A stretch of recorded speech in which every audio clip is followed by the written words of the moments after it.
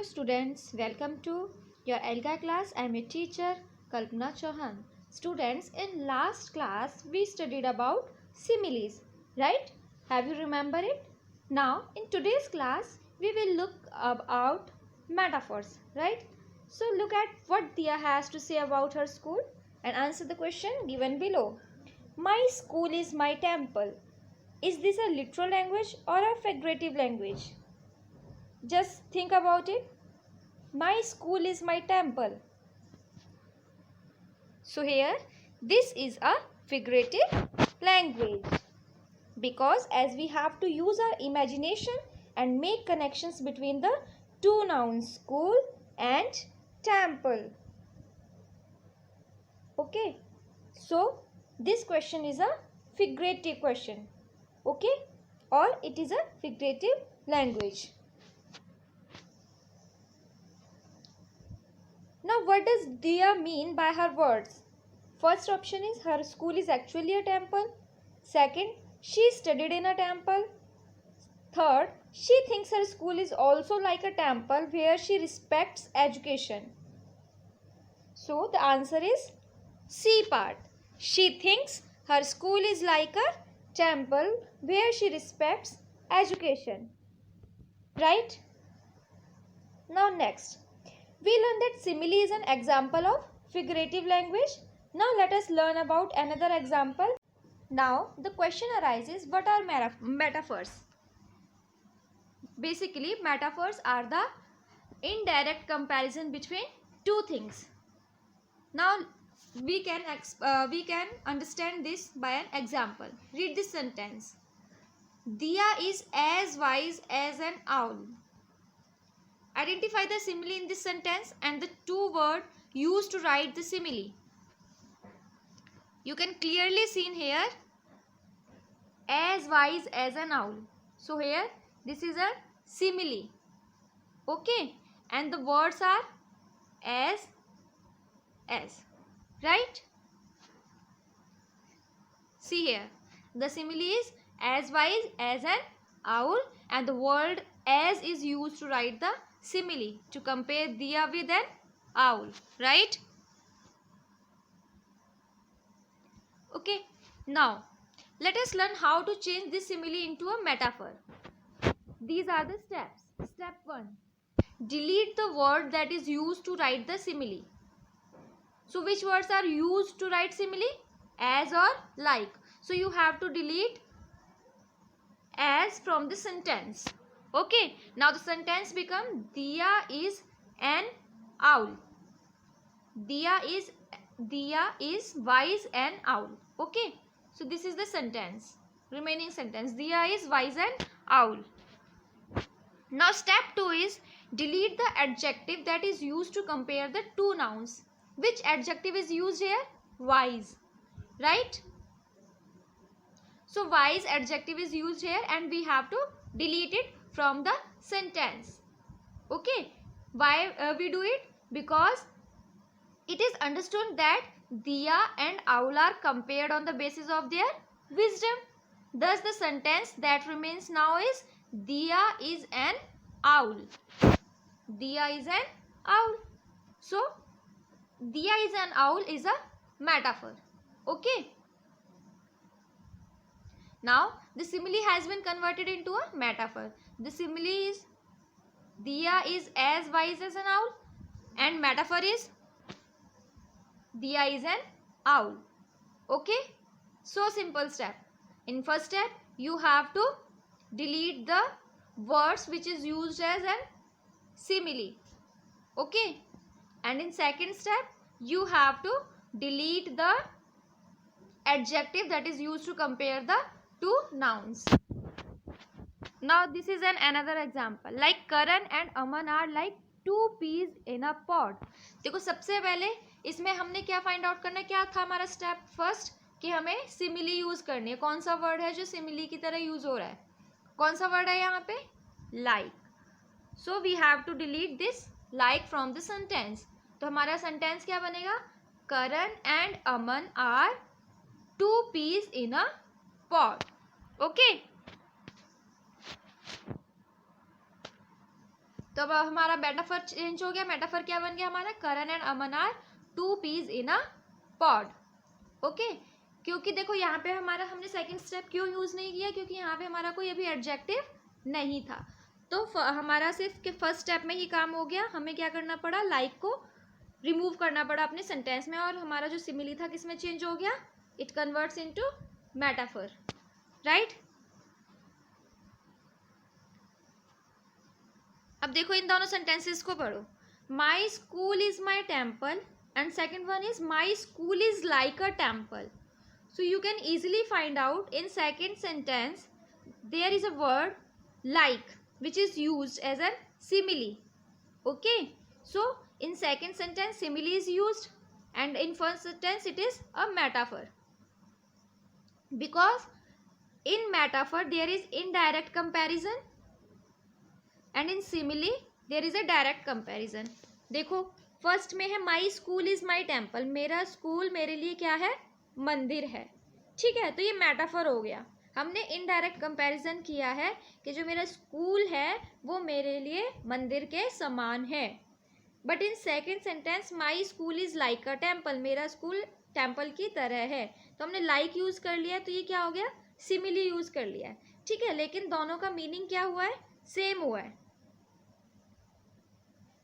देखो both the sentences mean the same, however the first sentence make an indirect comparison. अभी बताया क्योंकि metaphor का था तो इनडायरेक्ट कंपैरिजन हुआ फर्स्ट सेंटेंस में, but in second sentence there is direct comparison. Direct comparison कर दिया और वर्ड हमने क्या यूज किया, like. Okay, so what we can conclude about metaphor and simile. देखो first one is my school is my temple, this is an example of metaphor. My school is like a temple, this is an example of simile.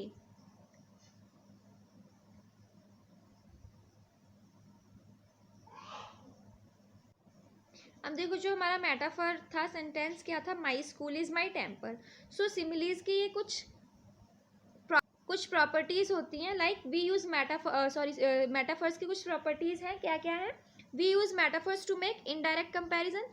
सबसे पहला first main point क्या है हमारा, यही होता है metaphor में कि क्या होता है, कंपैरिजन होता है, बट वो कंपैरिजन कैसा रहता है, इनडायरेक्ट कंपैरिजन रहता है।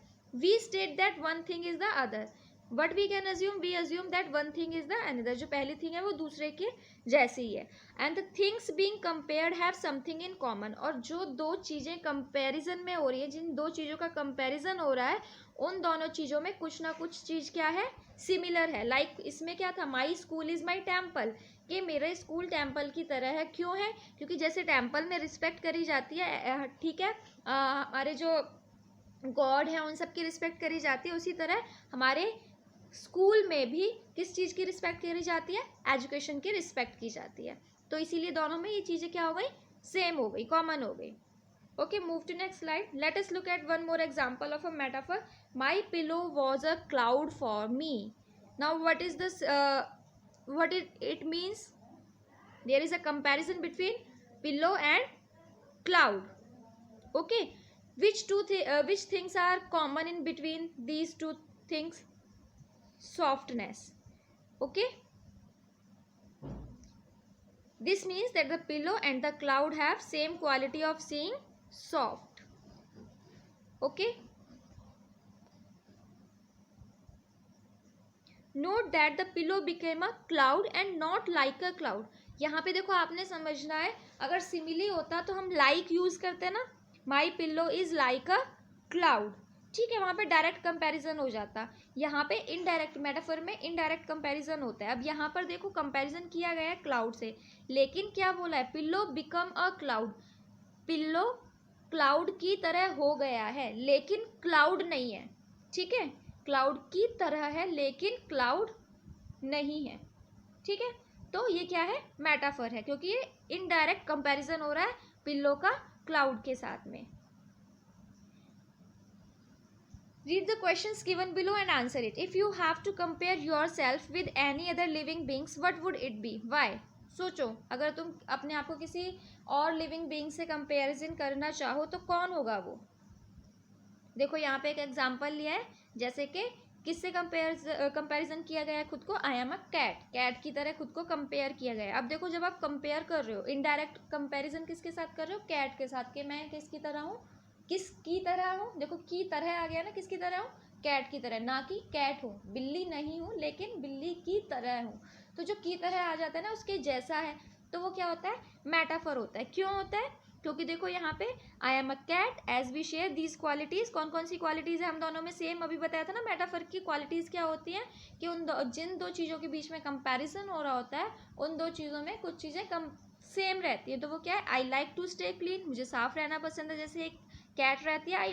I like to stay alone, और मुझे अलोन अकेले रहना पसंद है, जैसे कि एक कैट रहती है। Like okay, now next question, if you had to give a shape to your problems, what shape would you give? We give it like a circle. क्यों? क्योंकि my problems are a circle because they make me go round and round without any solution, कि मुझे solution मिलता नहीं है अपनी problems का, बस वो गोल गोल गोल गोल घूमती ही रहती हैं प्रॉब्लम्स। तो यहाँ पे प्रॉब्लम्स को किसके साथ कंपैरिजन किया गया है? एक सर्कल के साथ। ठीक है, कंपैरिजन किया गया लेकिन वो सर्कल बन नहीं गई। अगर हम वहाँ पे लाइक लगा देते तो वो सिमिली का हो जाता है example. Okay, now next, who protects you from getting into trouble?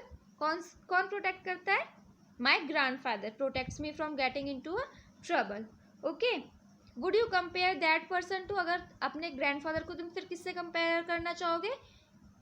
एक अम्ब्रेला से, जैसे कि अम्ब्रेला हमें रेन से, ठीक है, सन रेज से प्रोटेक्ट करता है, उसी तरीके से सेम वे मेरे ग्रैंडफादर्स भी मुझे प्रोटेक्ट करते हैं। किससे? प्रॉब्लम से। तो माय ग्रैंडफादर किसके इक्वल हो गए? अम्ब्रेला के इक्वल हो गए। ठीक है, see here my grandfather is an umbrella, he protects me getting into troubles just like an umbrella protects us from bad weather and rain. Now in last class we read poem endure like a tree. Okay, so let us look at the metaphors used in the poem endure like a tree and its concept map. Metaphors in endure like a tree: from the time you are a seedling till the time you are mature. Okay, things in life similar to this are younger selves.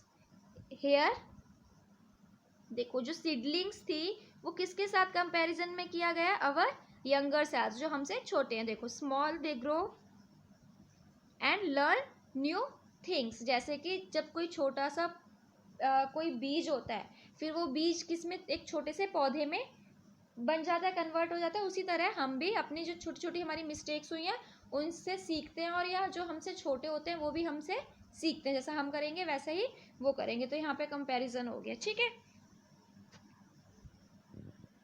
Now we will learn how to create metaphor and then we will create the concept maps for them. Okay, first one is here for you. Read this sentence and fill in the blanks to create a metaphor. The snow was, अब आप बताओ आगे क्या आ सकता है? हमें metaphor बनाना है। ठीक है, मेटाफर का मतलब हमें क्या करना है? इनडायरेक्ट कंपैरिजन करना है कि स्नो वॉज, स्नो कैसी थी? कैसी दिख रही है आपको पिक्चर में? Look at the picture and think about it. कैसी लग रही है? वाइट है ना, तो हम क्या लिख सकते हैं स्नो को? The snow was a white blanket. जो स्नो है कैसी लग रही है? एक सफ़ेद ब्लैंकेट की तरह लग रही है। ठीक है, ब्लैंकेट नहीं है स्नो, लेकिन किसकी तरह लग रही है? एक वाइट ब्लैंकेट की तरह लग रही है। तो देखो अब यहाँ पे कंसेप्ट मैप क्या होगा? किस चीज़ के बीच में कंपैरिजन किया है? The two things are the snow and a white blanket. अब इन दोनों में कंपैरिजन जब किया है, ये दोनों का जो कंपैरिजन किया है, इसमें सिमिलर थिंग क्या है? दोनों में क्या है? वाइट, क्योंकि स्नो भी वाइट होती है और ब्लैंकेट को भी वाइट ब्लैंकेट बोला गया है, तो white in colour. Okay, now move to next. Observe this figure. This room is dash. इसको भी हमें मेटाफर से क्रिएट करना है। बताओ, मेटाफर बनाना है। दिस रूम इज, अब कंपैरिजन करना है। ये रूम आपको किसकी तरह लग रहा है? बहुत ज़्यादा मैसी मैसी है ना, और बहुत ज़्यादा मैसी मैसी चीज़ें हमें कहाँ पे देखने को मिलती हैं? गार्बेज में, डस्टबिन में। कुछ भी हम कूड़ा करकट डालते हैं, डस्टबिन में डाल देते हैं ना, वो ऐसे ही फैला फैला सा दिखता है ना। तो इस रूम को हम किसके साथ कंपेयर कर सकते हैं? डस्टबिन के साथ, गार्बेज के साथ कर सकते हैं। देखो this room is a dustbin. एक ये रूम किसकी तरह लग रहा है? डस्टबिन की तरह, जहाँ पे सारी चीजें डाल दी गई हैं पर कोई भी ऑर्गेनाइज्ड वे में नहीं रखी हुई है। ठीक है, तो इस कंपैरिजन किस किस के बीच में हुआ? रूम के बीच में और डस्टबिन के बीच में। और दोनों में सिमिलर चीजें क्या है? Dirt and messy. कि जो ये रूम है, रूम भी कैसा है? बिल्कुल डर्टी है, बिखरा हुआ है। और डस्टबिन में भी जो चीजें गिरी होती है वो भी कैसी होती हैं? डर्टी, गंदी होती हैं और मैसी वे में होती हैं। ओके, समझ में आ रहा है कैसे करना है? Now move to next. Mahendra is now dash. अब देखो यहाँ पे महेंद्र जो लड़का है क्या कर रहा है? सिंग कर रहा है ना, कुछ गा रहा है। तो हम क्या लिख सकते हैं? महेंद्र इज अ कोयल। महेंद्र को किसके साथ कंपैरिजन कर दिया गया है? महेंद्र का कोयल के साथ। अब देखो कंपैरिजन में दो चीजें कौन कौन सी हैं? एक तो महेंद्र है और एक कोयल है। और दोनों की सिमिलैरिटीज क्या है? हाँ, sings very well, because Mahendra भी अच्छा गाता है और कोयल की भी मीठी आवाज होती है। Okay, now let's get start with a new poem of your chapter My Heart. First of all, we have to look for vocabulary words. Our first word is drive. Drive, the meaning of drive is obtain or get. Everlasting, meaning of everlasting, lasting forever or for a very long time, बहुत ज़्यादा देर के लिए चलना, everlasting. Okay, fragile, fragile का meaning क्या होता है? Easily broken और डैमेज, ऐसी चीज जो बहुत आसानी से टूट जाए उसे क्या बोलते हैं हम? Fragile. Now move to our poem. The poet of this poem is Komal Ramchandani. Okay, my heart is a flute, it plays a happy song and makes me sing along. My heart is a swing, it goes higher and higher, with a little push it can light a fire. My heart is a painting filled with colors and shades, many of which with time fade. My heart is a warm sunset with dim and glowing light, where I drive all my might. My heart has many pockets, each having everlasting space, where everyone has a special place. My heart is a fragile and strong, full of love and care. In this world to find it is rare. Now look at, इस poem में भी, आपकी जो poem है इस poem में भी metaphor use किया गया है. ठीक है, क्यों किया गया है? देखो यहाँ पे क्या कह रहा है फर्स्ट सेंटेंस में. देखो, माई heart is a flute. Heart को पोएट ने अपने हार्ट को किसकी तरह माना है? एक फ्लूट की तरह, एक बांसुरी की तरह माना है. क्यों?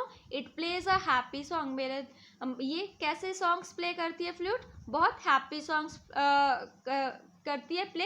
And makes me Singh along, और मुझे भी कहती है कि तुम इसके साथ गाओ. ठीक है, my heart is a swing, it goes higher and higher, with a little push it can light a fire. मेरा हार्ट किसकी तरह बन जाता है? कभी स्विंग की तरह, झूला जो होता है, ठीक है, वो ऊपर ही ऊपर जाता है. जैसे हम झूले पे झूलते हैं तो जब वो ऊपर की तरफ जाता है ना, तो it goes higher and higher, with a little push it can little a fire. हल्का सा धक्का दो तो बहुत आगे तक मेरा हार्ट मुझको लेकर जाता है. देखो थर्ड जो स्टैंजा है, इसमें पोएट ने अपने हार्ट को किससे कंपेयर किया है? पेंटिंग से. माई heart is a painting filled with colors and shades, many of which with time fade. मेरा हार्ट किसकी तरह? एक पेंटिंग की तरह है जिसमें बहुत सारे कलर्स हैं और शेड्स हैं, बहुत अच्छी अच्छी मेमोरीज हैं, जिसमें से कुछ मेमोरीज मेरे साथ है और कुछ क्या हो गई हैं? टाइम के साथ फेड हो गई हैं, धुंधली हो गई हैं, जैसे कि हमें अपनी बचपन की कुछ यादें याद नहीं रहती. ठीक है, my heart is a warm sunset with dim and glowing light, where I drive all my might. Now a poem इसमें पोएट इसमें अपने हार्ट को किसके साथ कंपेयर कर रहा है? सनसेट के साथ. कि मेरा हार्ट एक सनसेट की जैसा है जिसमें बहुत मध्यम मध्यम सी डिम ग्लोइंग लाइट है. Where I drive all my might, जिसमें कि मैं अपनी जितनी भी मेरी अंदर की शक्ति है वो मैं देख पाता हूँ. ठीक है, my heart has many pockets. अब इस पैराग्राफ में जो ये स्टैंजा है इसमें पोएट अपने हार्ट को किससे कंपेयर कर रहा है? पॉकेट से. कि मेरा हार्ट किसकी तरह है? पॉकेट्स की तरह है, जैसे बहुत सारी पॉकेट्स होती हैं. ईच हैविंग एवरलास्टिंग स्पेस, जिसमें बहुत ज़्यादा जगह है. For everyone has a special place, मेरे दिल के अंदर बहुत सारे लोग, प्यारे प्यारे लोग जो हैं वो सब रहते हैं. ठीक है, in last stanza, my heart is a fragile and strong, full of love and care, and in this world to find it is rare. अब मेरा हार्ट कैसा है, कभी तो ये बहुत ज़्यादा स्ट्रांग हो जाता है और कभी बहुत ज़्यादा नाजुक हो जाता है, ठीक है। कभी इसमें बहुत ज़्यादा प्यार रहता है, किसी के लिए केयर रहता है, और मेरे जैसा हार्ट मिलना इस दुनिया में बहुत मुश्किल है, ठीक है। तो ये पोएम है आपकी माय हार्ट, और जिसमें क्या यूज़ किया गया, अभी हमने मेटाफर का कंसेप्ट पढ़ा, तो मेटाफर का कंसेप्ट इसमें पूरी पोएम में यूज़ किया गया है, ठीक है। तो आपका होमवर्क है, आपको ये पोएम रीड करनी है और मेटाफर्स के बारे में आपने अच्छे से पढ़ना है। Okay, thank you students, have a nice day.